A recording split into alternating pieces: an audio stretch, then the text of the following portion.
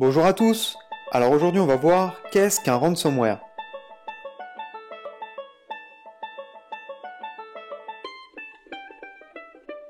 Dans une précédente vidéo, on a vu les différentes familles de logiciels malveillants que l'on pouvait rencontrer. Vous pouvez d'ailleurs aller la visionner ici. Dans cette nouvelle vidéo, on va voir un peu plus en détail ce qu'est un ransomware et comment cela fonctionne. Alors tout d'abord, que signifie le mot ransomware ? Il s'agit de la contraction des mots anglais ransom, qui signifie une rançon, et software, qui signifie un programme. Par définition, un ransomware est un logiciel qui demande une rançon pour libérer les otages qui sont les données de l'utilisateur sur l'ordinateur. À l'origine, les ransomware bloquaient uniquement l'accès à l'ordinateur. On parle de scareware. Le malware affichait par exemple un faux message provenant de la police expliquant que l'ordinateur avait été utilisé pour télécharger du contenu illégalement et qu'il fallait payer une rançon pour retrouver l'accès aux données. Les ransomware ont ensuite évolué pour utiliser le chiffrement afin de rendre indisponibles les données. On parle alors de crypto-ransomware.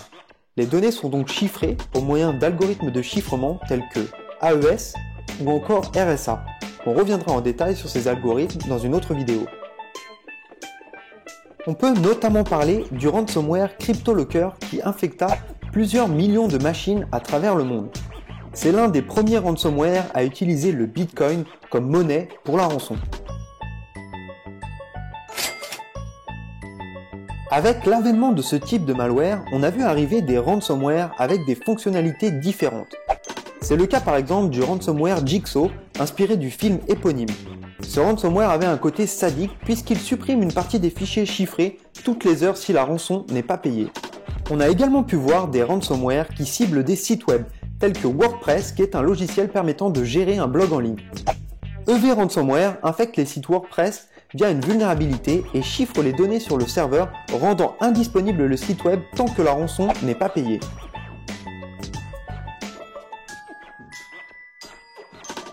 En mai et juin dernier, un nouveau type de ransomware a fait les gros titres. On parle de WannaCry et NotPetya. WannaCry a été un des premiers ransomware utilisant des techniques de VR, c'est-à-dire que le ransomware s'auto-répliquait sur le réseau en exploitant une vulnérabilité présente dans Windows. Plus de 300 000 machines à travers le monde ont été infectées en l'espace de 24 heures. Le ransomware NotPetya a utilisé des techniques similaires à WannaCry, mais il utilisait en plus des fonctionnalités lui permettant de voler les mots de passe des comptes utilisateurs sur les machines infectées. Il les utilisait ensuite pour se répandre sur le réseau.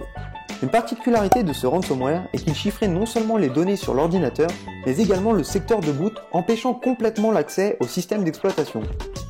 L'analyse de ce ransomware a révélé que le but final n'était pas pour un but lucratif, car la clé de déchiffrement ne permettait pas de déchiffrer les données, mais était plutôt pour mettre hors service les infrastructures des entreprises impactées. On peut également parler du ransomware BadRabbit qui a fait son apparition récemment et qui a ciblé l'Europe de l'Est et la Russie. Ce ransomware infecte les victimes en usurpant l'application FlashPlayer. Il existe des centaines d'autres ransomware plus ou moins complexes et pour des plateformes différentes. Par exemple, on peut parler du ransomware Double Locker sur Android qui remplace le code PIN du smartphone pour bloquer l'accès. Ou encore le ransomware KeyRanger pour macOS qui a été détecté en 2016. Le business model du ransomware est donc en plein essor et reste lucratif pour les attaquants. Il peut également être utilisé à des fins de destruction ou comme un leurre dans le but de réaliser une autre attaque. On parle alors de pseudo-ransomware. Il existe tout de même des initiatives telles que le projet No More Ransom qui a pour but de proposer des solutions aux victimes pour récupérer les données chiffrées par un ransomware. Ce type de malware ne s'arrête pas à nos ordinateurs ou nos smartphones. En 2016, des chercheurs en sécurité ont montré qu'une voiture connectée pouvait être impactée par un ransomware.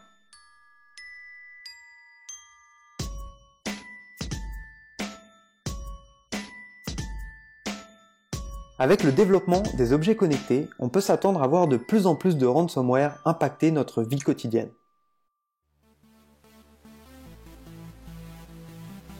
Merci à tous d'avoir regardé cette vidéo. N'hésitez pas à me dire quel sujet de vidéo vous souhaiteriez voir.